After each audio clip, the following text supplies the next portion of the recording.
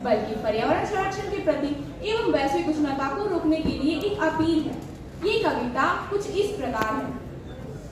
कुछ धुआं, कुछ लपटे, कुछ कोयले, कुछ धुआं, कुछ लपटे, कुछ कोयले, कुछ राख छोड़ता, चूल्हे में लकड़ी की तरह मैं जल रहा हूँ।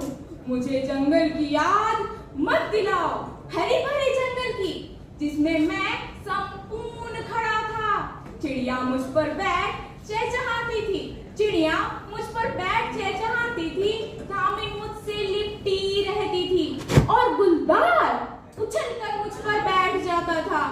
जंगल की याद अब उन कुल्हाड़ियों की याद रह गई है जो मुझ पर चली थी, उन आरों की जिन्होंने मेरे टुकड़े टुकड़े किए थे, मेरी संपूर्णता मुझसे छीन ली थी।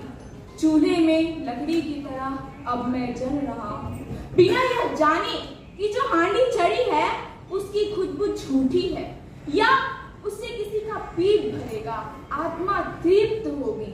बिना यह जाने कि जो चेहरे मेरे सामने हैं वे मेरी आंख से तमतमा रहे हैं या गुस्से से वे मुझे उठाकर जल पड़ेंगे या मुझ पर पानी डाल सो जाएंगे।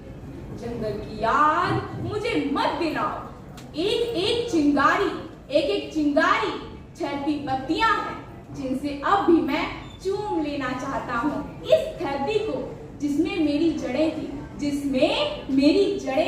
धन्यवाद।